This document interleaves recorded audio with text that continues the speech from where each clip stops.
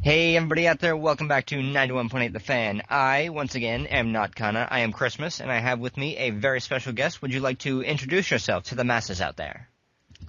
Hi, my name is Dan Kratos. You might know me as the Icarus Kid. I am a video game remixer and also a musician and software developer. And you actually are a bit of a unique type of guest. We haven't really had too many musicians on here. Could you tell us how you got started in your whole musical explorations? I actually got started back when I was playing video games so much as a kid, and especially RPGs.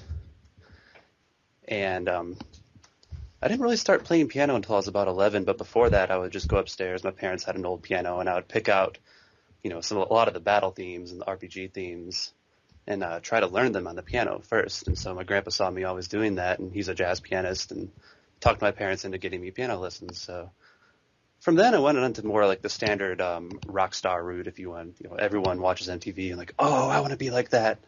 And so played in a whole bunch of bands, played keyboards and bass, and tried to sing, although I've given that up long ago, thankfully. Yeah. But yeah, so like, it's kind of funny how my origins were in video game music, and then I got like, oh, video game music isn't cool. Nobody can actually make a music career out of that. And Video game music's the bomb. I don't know anybody who's ever said that it's not cool, but video game music is some of my favorite music. yeah, it's funny growing up, and then I hung out with a lot more of the musician type than like the gamer type when I was growing up. But that was really always my heritage. And now after all that, I've played in probably about 7 or 8 bands, and I got, this started this little side project. I was like, oh, I'm going to do these little video game remixes. That was, you can actually do what I want to do instead of actually trying to make it and trying to do something serious. And it's actually worked out better for me than anything else because, people can tell when you're doing something that you really enjoy and that's something that you're really passionate about instead of something that you think you're supposed to be doing because it's, supposed to be the cool thing to do. Definitely, that's part of the reason why we started up 91.8 The Fan in the first place is because nobody really said, oh yeah, you should do this. We just thought it would be a cool thing to do, and we got it set up, and here we are. Yeah, it's a really cool site. And we actually, well, not me, but we as a whole ran into you at AM Squared. And what were you doing over at AM Squared? I'm not entirely sure. Oh, I was performing the first day on the summer festival stage, I believe it was.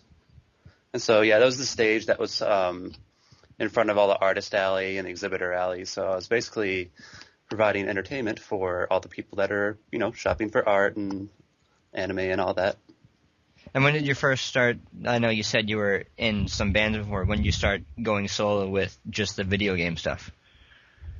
It was a couple years ago. I had this synth pop band that I was doing for about a year or so, and things didn't work out with the singer, so we went our separate ways. And so, like, while I was auditioning for a new singer, I was like, I'm going to do a side project. Some friends of mine had a local electronic show that they did in Seattle about every couple of months or so.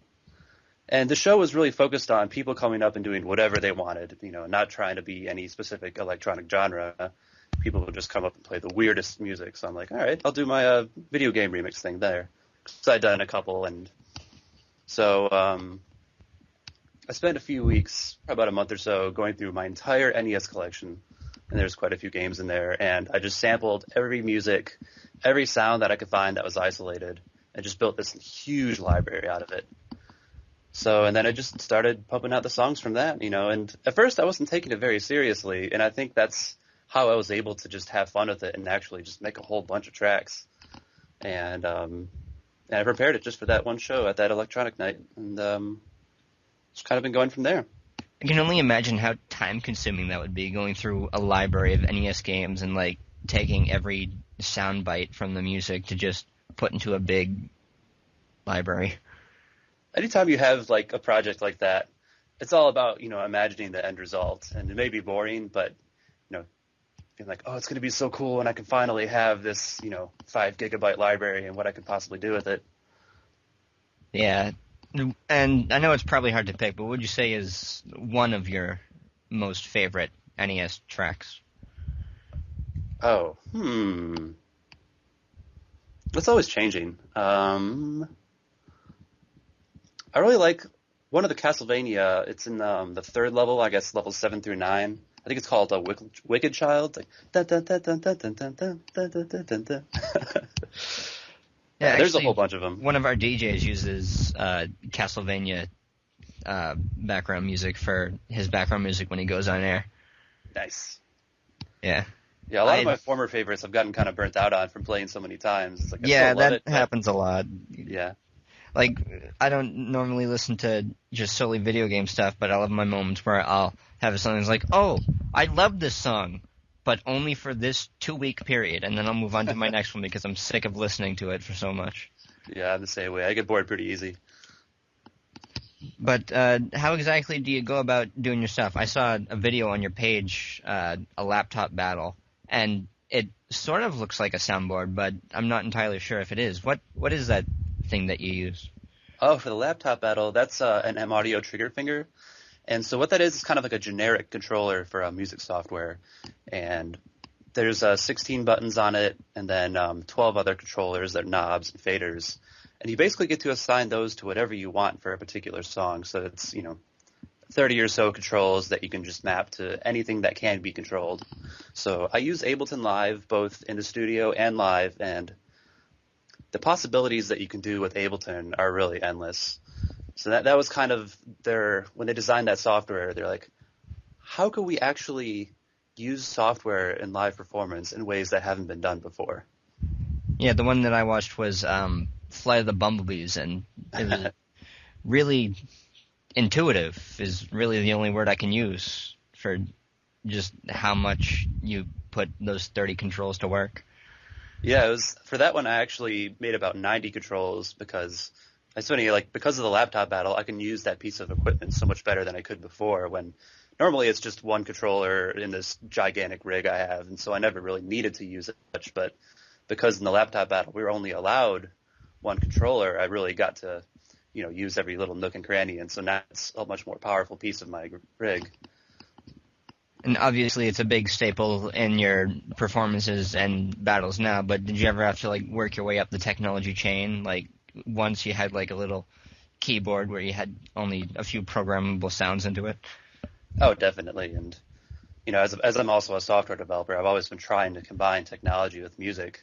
And it was probably about 5 or 6 years ago when a friend of mine that was into live looping, so he's a guitar player, so live looping, you start with one track and you record yourself playing, and then it's, it loops that back, and then you play another track on top of that. And there's a bunch of artists that use that to make a solo act work. So first, when I got into all this music software, it was to do a live looping act like that. And that's really cool, just sort of watching the technology evolve. Is there anything specific that you think has either helped you the most or just stuck with you the longest? It's been a lot of little things that have gotten me where I am, because I've gone in so many different directions, like I was saying about getting bored easily, where, this one music project, and that's cool, but then I'm, moving on to another one. In between, after trying to do that live looping thing, I was playing in some other bands, and then I started DJing house music, and that was a new thing for me. I come from Kentucky, so there's not a whole lot of big electronic music scene there.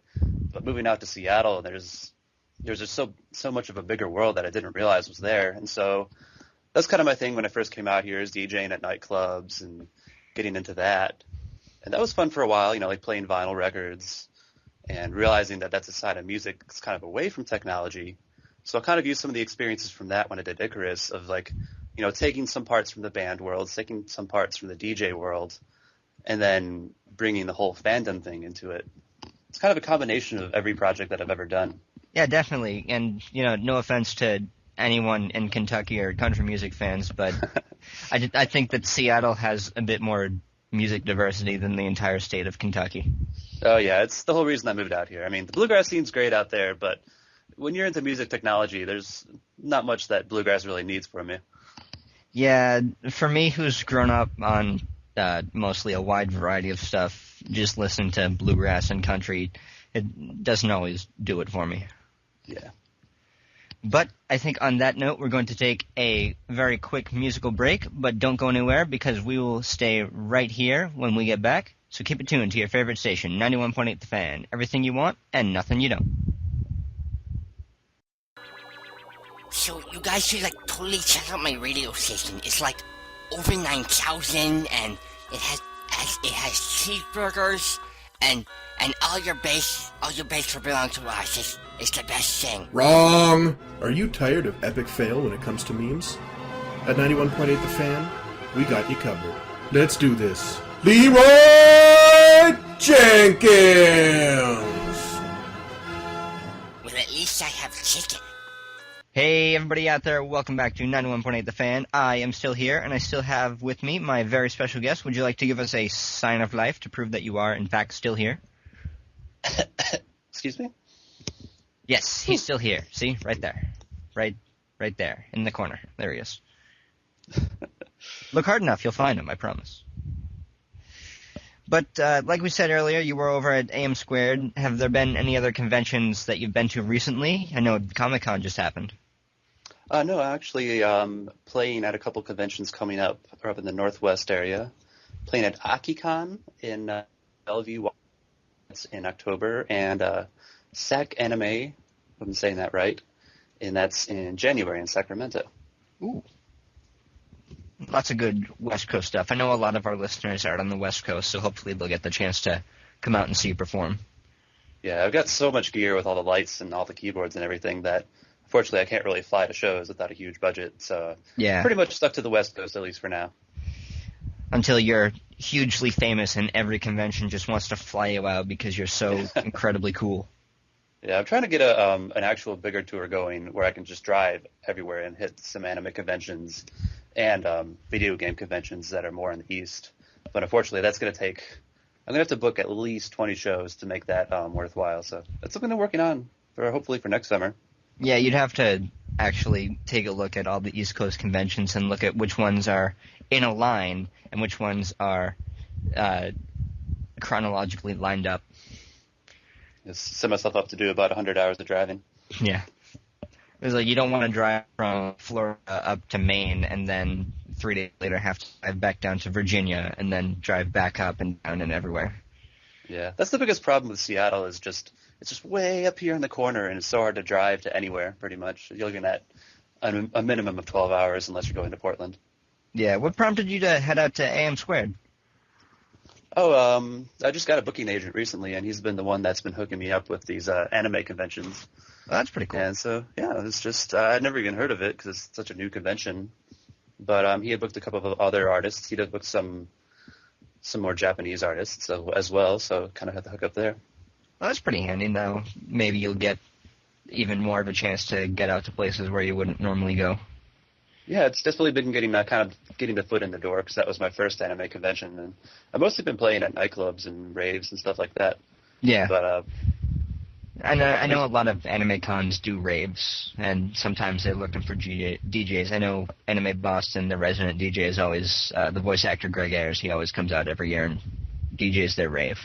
That's cool. But maybe some of our bigger anime fans will get to see you over at, I want to say Sakura Cons over in Washington. Yeah, no, hopefully I'll be there next year. Yeah, that'd be cool. It's just right at my front door.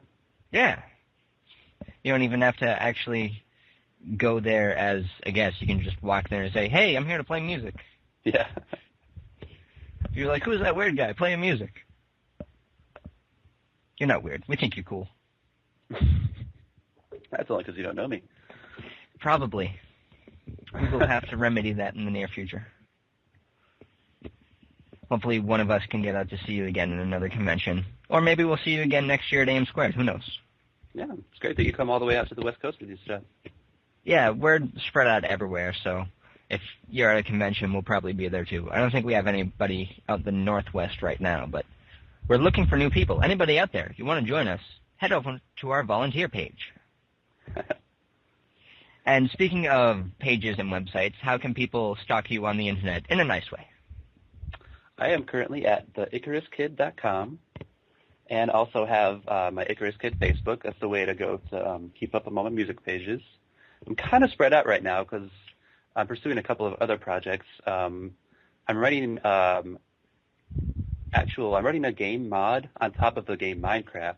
Ooh, and Minecraft. Oh yes. So Minecraft by itself is a lot of fun, but as a multiplayer game, there's not really a whole lot of purpose to it. So what me and my team is doing is that we're creating a warfare game that goes on top of it. So people can build their own towns, and then, you're either a one army or the other. Like, we're kind of like an ice versus fire type thing. But similar to World of Warcraft, where there's just two teams, and they're constantly at war. So you create your town, and then the server is basically going to pit these towns against each other in this warfare, and you can kind of take one over. And then you build traps in your own town and that kind of thing. That actually might make me want to play Minecraft. That sounds really good, actually. Careful, it's addictive. Yeah, I haven't really thought about getting into Minecraft because I have enough addictions as it is, but I'm not really into that whole casual building stuff. I never really played any of the Sims or Tycoon games, and that's just what Minecraft seems to me. I can't say for sure since I haven't played it, but that's just... Yeah, that's the problem, is that it's so much fun, but then you get to a certain point and you're like, okay, now what? So that's what we're trying to do, is just to create a purpose for being in this world. Yeah, definitely. And I like to play games where, unless it's a satisfying end result, I don't want to just keep going for no reason. Right. Yeah, so that's all over at rageland.net. Rageland. Mm-hmm. I never really understood how Minecraft became so popular. I joke around that it's just because it has craft in its name, like Warcraft and StarCraft. Yeah. How do you make a game successful? Give it craft. Yeah. How do you make a game successful? Make it insanely addictive. And then charge for it. Yes. It has to be addictive enough so people don't mind that you're charging them for it. Yeah, and it's also got to be, when you have online play, it makes it a lot harder for people to pirate it, because you got to actually sign on to a server. That definitely is a big plus. Less piracy. Maybe a little more hacking, but less piracy. Yeah. And speaking of games, I know we're kind of getting off topic here, but you do remix a lot of NES stuff. What would you say is one of your favorite NES games of all time? I personally started with an N64, so I don't know a whole ton about the NES, but Super Mario Bros. Super Mario Bros. Is always good. Yeah. I always like River City Ransom. That was it's a lot of fun to play with another person, because it's a cooperative game and you go around and play with each other, but you can start beating each other up at any given time too.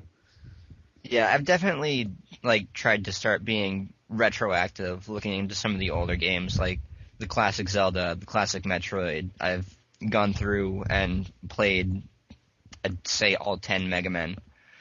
Wow, nice.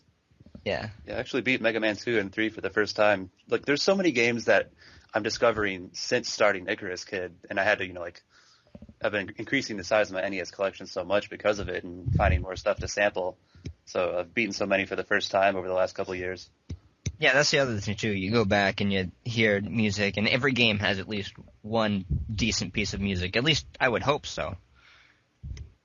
Most do, yeah. There's some that, you kind of wonder where the composer's background is from. But I think that's part of the appeal of the NES music too, is that, modern games, they're so atmospheric and it sounds more like a movie score, and you could tell it's done by a true pro. Whereas a lot of NES music, it's just music, it's just melody and harmony, and a lot of it doesn't even really make sense. But that's part of the appeal of it. It's not, as produced as all the pop songs you hear on the radio. It's just some person in Japan that put some notes in a keyboard, and there you have it. Yeah, not as old as NES, but back when I think it was just my Game Boy Color, I would play one of the modern Game & Watch galleries, and the old classic Game & Watch, those don't have any music to them, but the revamped ones with Mario and all the Mario characters, they actually have music, and I would play some of the games just because the music was that good, not even if I was any good at the little Game & Watch games. That was definitely me when I was a kid. It was just, I was gravitating towards the games that had the best music. And it was really the original Final Fantasy on the NES that kind of awoken the musical side of me in the first place. I would just, put down the controller and just let the music just loop and loop and loop. And I mean, because before that, there wasn't really a big focus on the music in games. It was almost an afterthought, Right. with a few exceptions. But the Final Fantasy, the music was a big part of the experience, and I think that kind of started the trend of making the music like really important as part of the game.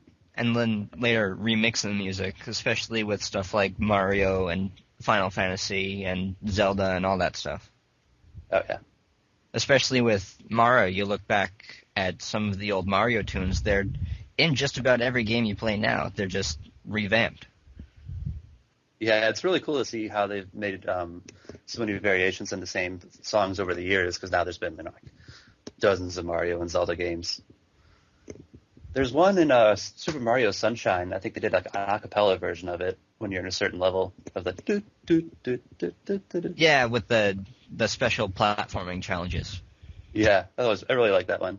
Yeah, and I know for Galaxy 2 they completely remixed not only just the music but the entire Womp Fortress level from 64. Oh, nice. But I do believe we are nearing the end of our time here together, sad as it may be. But before we let you go, we would like to ask you if you would be willing to participate in a 91.8 The Fan tradition. All right. All right, we just asked everybody who comes on if they'd be willing to do a radio bump for us real quick. Absolutely. All right, we just ask everybody to say, "Hi, my name is," you insert your name, "I do this," you can be as vague or specific as you like, and you're tuned into 91.8 The Fan. All right. You All ready? right. Yep, we do them live on air, just in case there's any bloopers out there for the listeners. Hi, you're listening to 91.8 The Fan. I'm the Icarus Kid, the Nintendo remixer. Awesome. A little remixing there of the order there yourself, but... Yeah. You want me to do that again? I got a No, poor memory. No, it's fine. It sounds great. You've got the numbers right. All the parts are there. You've just remixed them. Well, there you go. That's what I do. That's our story, and we're sticking to it. But for anybody out there who missed any of this interview, shame on you, but it will be up on our website in the next few days, and once it is, the Icarus Kid will also have it on his site, so you can check it out there, as well as a bunch of his other awesome videos of his past experiences. So, make sure you keep it tuned to your favorite station, where we play everything you want and nothing you don't.